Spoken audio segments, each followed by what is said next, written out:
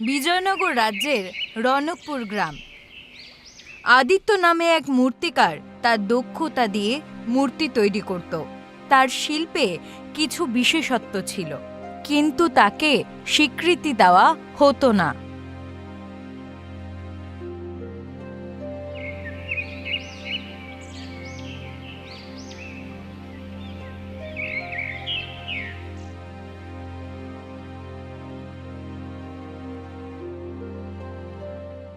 আরে, আমার সুন্দর সুন্দর মূর্তিগুলো কিনে নাও।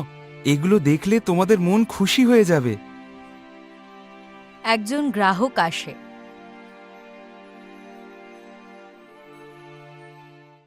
ওই, বক বক বন্ধ করো। তুমি কখনো তোমার হাতে তৈরি মূর্তিগুলো দেখেছো? তোমার মূর্তি দেখলে তো রাগ উঠে আসে। ভাইয়া, যদি মূর্তি কিনতে না চাও তাহলে কিনো না, অন্তত আমার শিল্পের অপমান তো করো না। আরে, অপমান তো তখন হয় যখন কারো সম্মান থাকে। প্রথমে তো তুমি ঠিক করে শিল্পী হয়ে ওঠো। তোমার মূর্তি দেখে বাজারে গ্রাহক আসা বন্ধ হয়ে গেছে, আর অন্য দোকানদারদের দোকানও থমকে গেছে।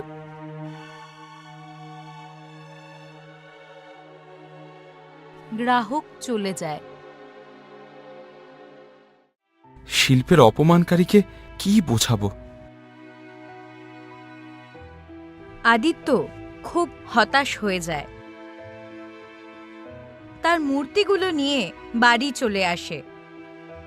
সে বাড়ির কোণে বসে চিন্তা করতে থাকে। আমি এত সুন্দর মূর্তি তৈরি করি, তবু কেউ কেনে না। আমি জানি না আমার ভাগ্য কবে বদলাবে। তখন তার প্রেমিকা রাধা সেখানে আসে।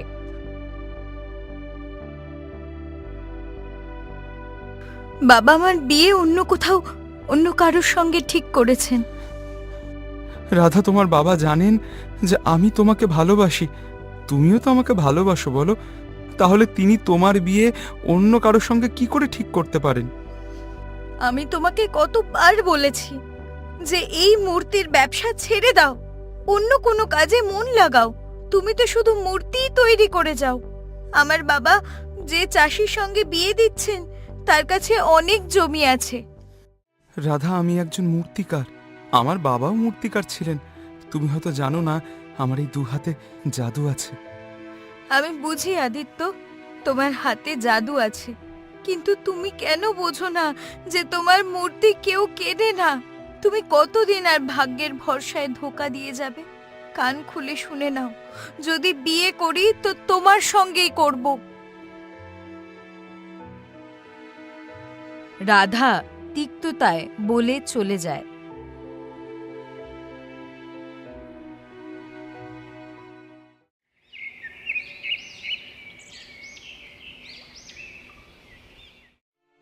পরের সকালে আদিত্য ঠিক করে যে সে রাধার বাবা মুখিয়ার কাছে যাবে। সে গভীর চিন্তায় ছিল, কিন্তু তার মনে একটা আশা ছিল।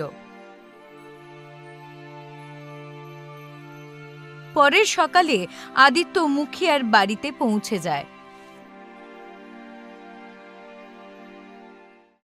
তোমার সাহস কি করে হলো আমার বাড়িতে আসা? মুখিয়াজি, আমি আপনার মেয়ে রাধাকে ভালোবাসি। হ্যাঁ, সেটা আমি জানি, কিন্তু তুমি কি জানো যে ভালোবাসায় পেট ভরে না? তোমার কাছে কি আছে? তুমি তো সারাদিন বাজারে তোমার মূর্তি বিক্রি করে ঘুরে বেড়াও, কিন্তু তোমার মূর্তি দেখতে কেউ পছন্দ করে না। মুখিয়াজি, আমার বিশ্বাস আছে আমার মূর্তিগুলো একদিন ঠিক বিক্রি হবে। আমার ভাগ্য বদলাবে। শুধু শিল্পের সঠিক সম্মান পাওয়ার দেরি আছে। ঠিক আছে আদিত্য, আমি তোমাকে একটা সুযোগ দিচ্ছি। 1 মাস তোমায় সময় দিলাম। এই 1 মাসে তুমি যদি 1000 স্বর্ণ মুদ্রা উপার্জন করতে পারো, তাহলে আমি তোমার এবং রাধার বিয়ের অনুমতি দেব। হঠাৎ রাধা আসে এবং রাগ করে জিজ্ঞেস করে, বাবা বাবা আপনি কি বলছেন? আদিত্য 1 মাসে 1000 স্বর্ণ মুদ্রা কি করে উপার্জন করবে? রাধা, আমি তোমার ভালোবাসার জন্য তাকে একটা সুযোগ দিচ্ছি। যদি সেই চ্যালেঞ্জে সফল হয়, তাহলে আমি তার শিল্প এবং তার পারিশ্রমিক দুটোকেই মেনে নেব। মুখিয়াজি, 1 মাসের মধ্যে আমি 1000 স্বর্ণমুদ্রা উপার্জন করে দেখাবো। সে দেখা যাবে আদিত্য। যদি তুমি এই চ্যালেঞ্জে ব্যর্থ হও তাহলে তোমাকে কিন্তু আমার সিদ্ধান্ত মেনে নিতে হবে। আদিত্য চুপচাপ সেখান থেকে চলে যায়।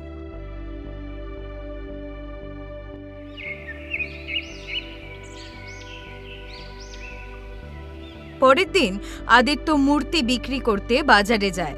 সে সকাল থেকে সন্ধে পর্যন্ত বসে থাকে, কিন্তু একটাও মূর্তি বিক্রি হয় না। আজ তো একটাও মূর্তি বিক্রি হলো না। বুঝতে পারছি না কি করব এবার। আমি মুখিয়াজিকে প্রতিশ্রুতি দিয়েছি যে 1 মাসের মধ্যে 1000 স্বর্ণমুদ্রা এই মূর্তি বিক্রি করে উপার্জন করে দেখাবো। যদি এইভাবে চলতে থাকে তাহলে 1000 মুদ্রা তো দূরের কথা, একটা মুদ্রাও তো উপার্জন করতে পারবো না। আদিত্য মূর্তিগুলো গুছিয়ে নিয়ে যাওয়ার উপক্রম করছে। তখনই একজন ব্যক্তি সেখানে আসে।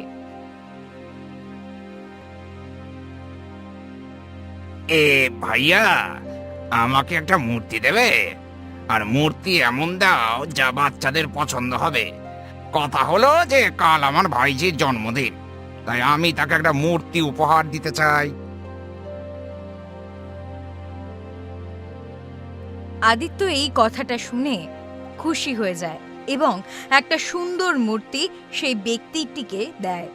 সেই ব্যক্তি কিছু টাকা আদিত্যকে দিয়ে সেখান থেকে চলে যায়।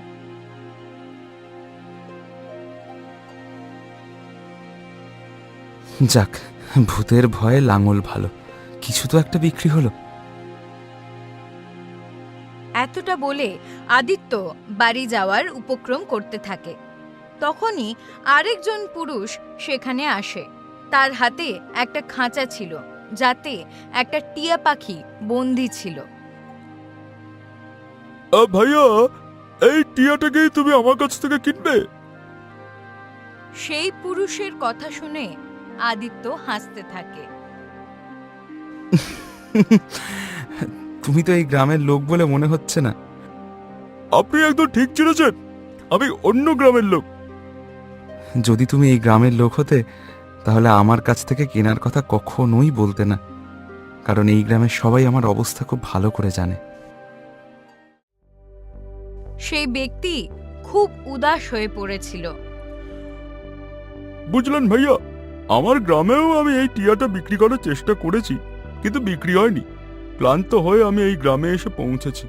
সকাল থেকে সন্ধে পর্যন্ত প্রত্যেক বাড়ির দরজায় টোকা দিয়েছি, কিন্তু কেউ আমার এই সুন্দর টিয়াটা কেনে না। তাহলে আপনি এই সুন্দর টিয়াটা কিনে নিন, আর আপনার কাছে যা কিছু আছে তা আমাকে দিন, কারণ আমার টাকার খুব দরকার। এটা শুনে আদিত্য চমকে ওঠে।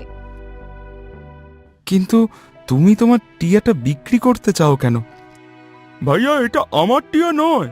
কিছু সময় আগে আমি এক সাধু বাবার কাছে গিয়েছিলাম, আর তাকে বলেছিলাম যে এমন কিছু চমৎকার করো যাতে আমি ধনী হয়ে যাই। তো সেই সাধু আমাকে এই টিয়াটা দিয়ে বললেন এটা নাকি আমার ভাগ্য বদলে দেবে। তখন থেকে আমি আমার ভাগ্য বদলানোর অপেক্ষা করছি, আর অপেক্ষা করতে করতে আমি ক্লান্ত হয়ে গেছি ভাইয়া। আমার মনে হয় না যে আমার ভাগ্য আর বদলাবে।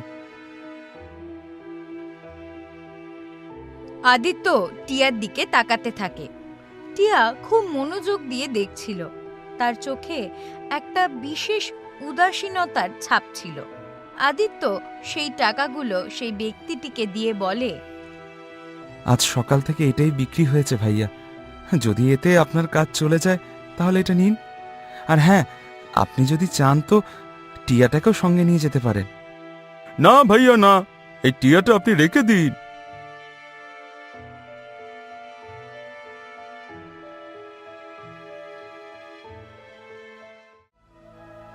এতটা বলে সেই ব্যক্তি চলে যায়। আর আদিত্য সেই খাঁচায় বন্দি টিয়াটা নিয়ে তার বাড়ি চলে আসে। কিন্তু আদিত্য সেই দিন যখন বাড়ি ফেরে তখন তার পকেটে একটা সিকিও বাকি ছিল না। হাতে সেই টিয়া ছিল, যাকে সেই ব্যক্তি জোর করে দিয়ে গেছিল। আমার কাছে তো এখন এতটুকুও বাকি নেই যে আজ রাতে কিছু খেতে পারি। তার উপর সেই ব্যক্তি তোকে জোর করে আমার কাছে দিয়ে গেল। এখন তোকে আমি কি খাওয়াবো বলতো? কোনো কথা নেই, আজ থেকে তুমি আমার নতুন মালিক। যাই হোক, এখন আর আমার খিদে নেই। টিয়ার মুখ থেকে এত পরিষ্কার ভাষা শুনে আদিত্য চমকে ওঠে। আরে তুমি তো একদম মানুষের মতন কথা বলছো, আর আমি এতটাই চমকে গেলাম, মানে বুঝতেই পারছি না যে আমার সামনে টিয়া কথা বলছে নাকি কোনো মানুষ। আমি তোমার সঙ্গে কথা বললাম কারণ আমার তোমাকে খুব ভালো লেগেছে। যে আমাকে বিক্রি করলো তার সঙ্গে আমি কখনো কথা বলিনি। সে খুব তাড়াহুড়ো করতো জানো, আর খুব নিরাশ মানুষ ছিল। সে পরিশ্রম করতো না, শুধু রাতারাতি ধনী হবার স্বপ্ন দেখতো। টিয়ার কথা শুনে আদিত্য উদাস হয়ে যায়। আমি তো রাতারাতি ধনী হওয়ার স্বপ্ন দেখি না, কিন্তু আমার অবস্থা এখন আমাকে স্বপ্ন দেখতে বাধ্য করছে। এতটা বলে না জানি কেন আদিত্য তার জীবনের সব ঘটনা সেই টিয়াটিকে বলে দেয়। তুমি একজন ভালো শিল্পী, আর তুমি যে মুখিয়ার সামনে 1 মাসে 1000 স্বর্ণমুদ্রা উপার্জনের প্রতিশ্রুতি দিয়েছো, সেটা খুব সাহসের কথা। তুমি নিশ্চয়ই সফল হবে। কিন্তু আমার তো সফলতার দূর দূরান্তেও কোনো আশা দেখা যাচ্ছে না। তুমি চিন্তা করো না, আমি তোমাকে সাহায্য করব। আমি তোমাকে মূর্তির কিছু গুণ আর সূক্ষ্মতা শেখাবো, যাতে তোমার শিল্প আরো উন্নত হয়। লোকেরা তোমার কাছ থেকে মূর্তি কিনবে তাহলে। কি আশ্চর্য, তুমি মূর্তি তৈরি সূক্ষ্মতাও জানো? হ্যাঁ, একদম। আচ্ছা একটা কথা বলো তো, সাধু তোকে সেই ব্যক্তিকে কেন দিয়েছিল? সে সাধুর কথা সাধুই জানে, আমি কিচ্ছু জানি না।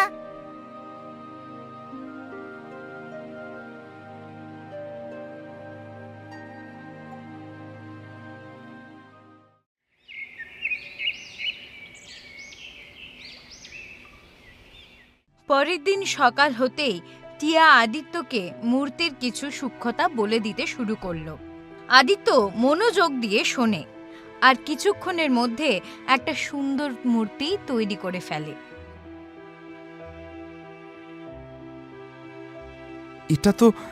এটা তো আগের থেকেও আরো সুন্দর হয়েছে। কি, আমি তোমাকে বলেছিলাম না আমি তোমাকে কিছু শিখিয়ে দেব। চলো চলো চলো, এখন বাজারে যাই। আদিত্য আর টিয়া মিলে সেই মূর্তি নিয়ে বাজারে যায়।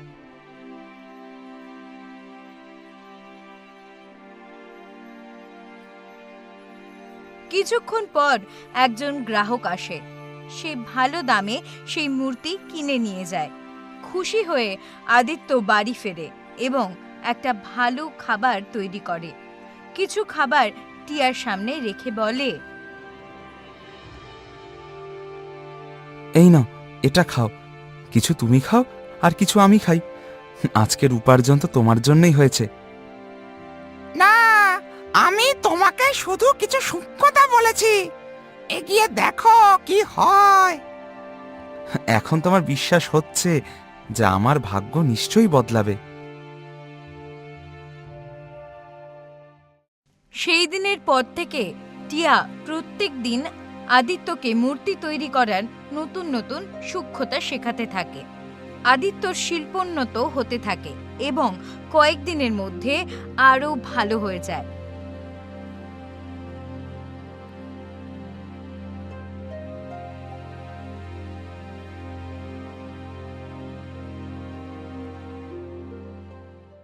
একদিন আদিত্য উদাস হয়ে বসেছিল।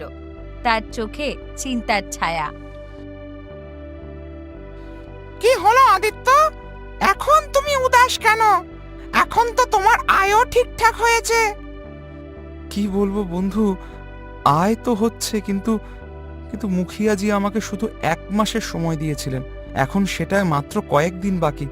আমি এখনো কোনো মতে 20 স্বর্ণমুদ্রা উপার্জন করেছি, এখনো 980 স্বর্ণমুদ্রা বাকি আছে। টিয়া এটা শুনে তার চোখে আত্মবিশ্বাস জ্বলে ওঠে। তাহলে চিন্তা করো না, আমি তোমাকে একটা উপায় বলছি, যদি তুমি সেই উপায় অবলম্বন করো তাহলে শুধু 1000 নয়, 1,00,000 স্বর্ণ মুদ্রা উপার্জন করতে পারবে। কি বলছো? 1,00,000? এটা কি করে সম্ভব? সব সম্ভব আদিত্য, সব সম্ভব, শুধু তুমি আমার কথাটা মানো। আমি প্রস্তুত বন্ধু, কিন্তু মুখিয়াজি একটা শর্ত রেখেছিলেন তো, যে আমাকে সেই 1000 স্বর্ণমুদ্রা শুধুমাত্র মূর্তি বিক্রি করে উপার্জন করতে হবে। যদি তোমার উপায় অন্য কিছু হয় তাহলে কিন্তু আমি মানতে পারবো না। আরে বাবা, আমার উপায়ও এই মূর্তির সঙ্গেই যুক্ত। আমি যে বিশেষ মূর্তির কথা বলছি, যদি তুমি তাকে ঠিক সেভাবেই তৈরি করো আর যেখানে আমি বলি সেখানে নিয়ে যাও, তাহলে আমার বিশ্বাস সেই মূর্তি খুব বেশি মূল্যে বিক্রি হবে। আদিত্য সম্মতি দেয়। তারপর টিয়া বলতে থাকে কী ধরনের মূর্তি তৈরি করতে হবে। রাতভর পরিশ্রম করে আদিত্য একটা সুন্দর রাজকুমারের মূর্তি তৈরি করে। এই মূর্তিটা তো কোনো রাজকুমারের মতন লাগছে। আচ্ছা বন্ধু, তুমি এই রাজকুমারকে কোথাও দেখেছো? আরে বাবা, সেসব ছেড়ে দাও। এখন তুমি এই মূর্তিটা নিয়ে বল্লভগড়ের রাজা রাজা বিক্রমের দরবারে যাও, আমিও তোমার সঙ্গে যাব।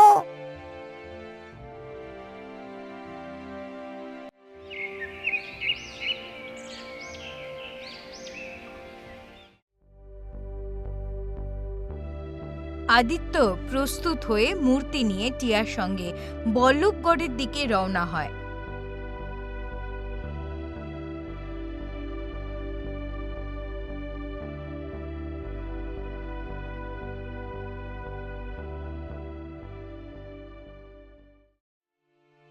কয়েক ঘন্টা পর আদিত্য রাজার দরবারে দাঁড়িয়েছিল। সামনে সিংহাসনে বসেছিলেন রাজা বিক্রম সিংহ। তুমি কে? মহারাজ, আমি একজন মূর্তিকার। আমি আপনার জন্য একটা বিশেষ মূর্তি তৈরি করেছি। যদি আপনি সেটা দেখেন তাহলে তাহলে আমার বিশ্বাস যে আপনি খুশি হয়ে আমাকে 1000 স্বর্ণমুদ্রা পুরস্কার দেবেন। ও দা, সেই মূর্তিতে এমন কি আছে? চলো আমায় দেখাও তো।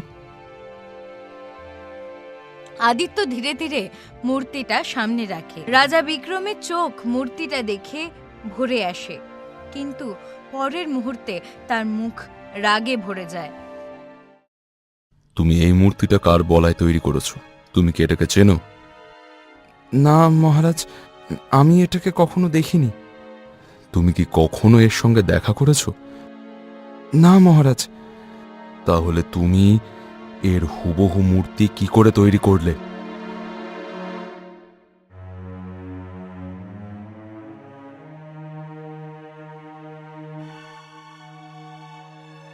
আমার নাম নিও না, শুধু এটাই বলো যে এই রাজকুমার তোমার স্বপ্নে এসেছিল আর বলেছিল রাজা বিক্রম মূর্খ। আমার মূর্তি তৈরি করো আর তাকে দেখাও, যাতে তার মূর্খতা দূর হয়। কি উল্টোপাল্টা বকছো তুমি? যদি স্বর্ণমুদ্রা চাও তাহলে যেটা বলছি সেটা বলো। তুমি তোমার কাঁধে বসাই টিয়ার সঙ্গে কি কথা বলছো? সত্যি সত্যি করে বলো, তুমি কেন এই মূর্তি তৈরি করেছো? মহারাজ, অপরাধ নেবেন না।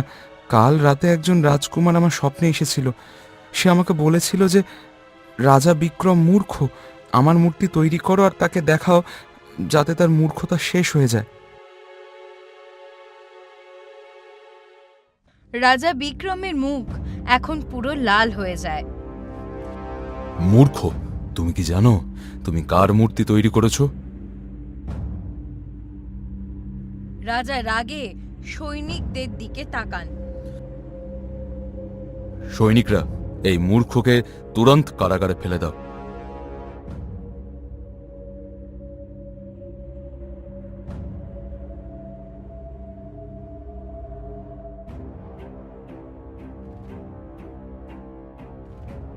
আদিত্যকে টিয়া সহ কারাগারে ফেলে দেওয়া হয়। রাতভর সে অস্থিরতায় জেগে থাকে।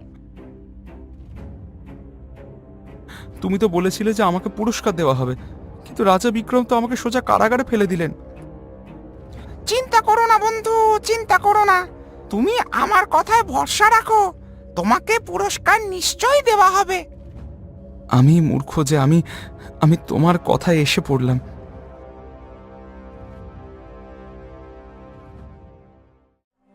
আদিত্য সারা রাত টিয়ার সঙ্গে কথা বলেনি।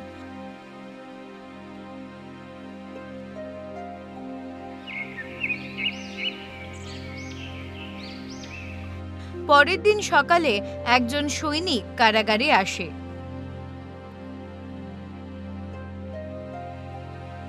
বাইরে চলো, রাজা বিক্রম তোমাকে দরবারে ডেকেছেন। দেখলে, আমি বলেছিলাম তোমায়। ব্যাস ব্যাস ব্যাস, অনেক হয়েছে, অনেক হয়েছে। এখন আমি এত তাড়াতাড়ি তোমার কথায় আর বিশ্বাস করব না। কি বকবক করছো? টিয়ার সঙ্গে এমন কথা বলছো জানো তোমার বউ। এখন চুপচাপ চলো এখান থেকে।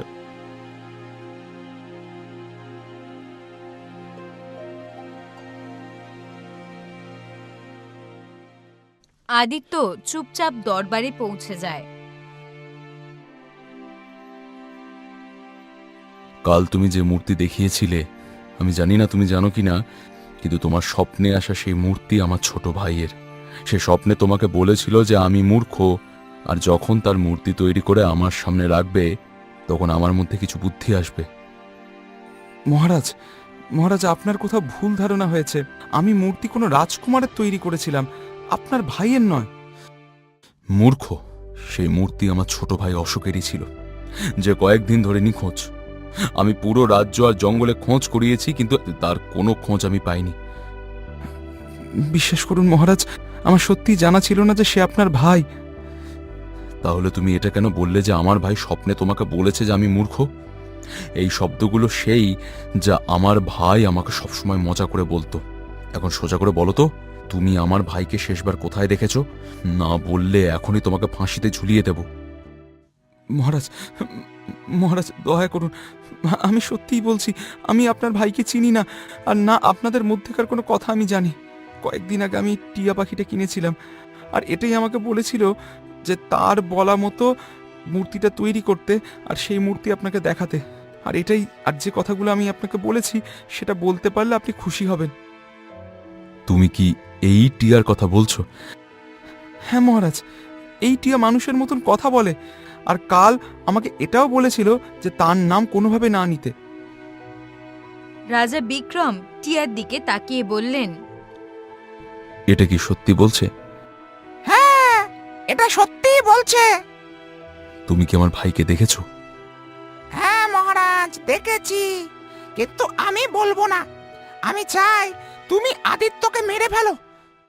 মহারাজ, মহারাজ, ব্যাস, অনেক হয়েছে। মূর্খ টিয়া, আমি তোকে একটা শেষ সুযোগ দিচ্ছি। বলো, বলো তুমি আমার ভাইকে কোথায় দেখেছো? মূর্খ আমি নই, মূর্খ তুমি। তোমার থেকে বড় মূর্খ সারা বিশ্বে নেই। এটা শুনেই রাজা বিক্রম তলোয়ার বের করে টিয়ার উপর আঘাত করে। সেই মুহূর্তে রঙিন আলো আর টিয়া অদৃশ্য হয়ে যায়, আর একটা সুন্দর রাজকুমার প্রকট হয়। অশোক, এসব কি ছিল? বর্দা, আমার অভিশাপ থেকে মুক্ত হওয়ারই একমাত্র উপায় ছিল। কিছু সময় আগে আমি জঙ্গলে শিকার খেলতে গিয়েছিলাম। ভুল করে আমি একটা টিয়া জোড়ার ওপর তীর চালিয়ে দিয়েছিলাম। একটা টিয়া মারা যায়। সেই সময় সেখানে একটা সাধু বসেছিলেন। তিনি রাগ করে আমাকে অভিশাপ দিলেন যে আমিও টিয়া হয়ে যাব। যখন আমি ক্ষমা চাইলাম, তিনি বললেন যে আমার অভিশাপ তখনই ভাঙবে যখন আমার সগোত্র ভাই টিয়ার রূপে তোমাকে মারবে। কিন্তু সময় পর সাধু আমাকে একজন ব্যক্তিকে দিয়ে দিলেন, আর সেই ব্যক্তি আমাকে আদিত্যকে বিক্রি করে দিলেন। যখন আমি জানলাম যে আদিত্য মূর্তিকার, তখন আমি পরিকল্পনা করলাম। আমি আমার মূর্তি তৈরি করলাম আর আদিত্যকে সেই শব্দগুলো বললাম, যে শব্দ দিয়ে আমি সব সময় তোমাকে ছেড়ে দিতাম, যাতে আমার স্মৃতি ফিরে আসে। আমি জানতাম তুমি তাড়াহুড়ো করে আদিত্যকে কারাগারে বন্দি করবে, টিয়ার রূপে আমার কাছে জিজ্ঞাসা করবে। তখন আমি তোমাকে কিছু কটু শব্দ বলবো, তাহলে তুমি রেগে রেগে আমার উপর আঘাত করবে। আর সেই মুহূর্তে আমার অভিশাপ ভেঙে যাবে। রাজা বিক্রম অশোককে গলা জড়িয়ে ধরেন আর কাঁদতে থাকেন। আমার ভাই, আমি সত্যিই মূর্খ ছিলাম, সত্যিই মূর্খ। আদিত্য, তুমি আমাকে ক্ষমা করো। আদিত্য, তুমি আমাকে মুক্তি দিয়েছ। আমি তোমাকে 1 নয় 2 লক্ষ স্বর্ণমুদ্রা দিচ্ছি। রাজকুমার অশোক আদিত্যকে 2 লক্ষ স্বর্ণমুদ্রা উপহার দেন।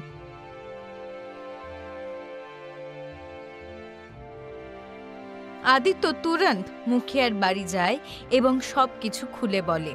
মুখিয়া শুনে খুব খুশি হয় এবং তার মেয়ের বিয়ে আদিত্যর সঙ্গে দেন। আর এইভাবেই আদিত্যর জীবন বদলে যায়।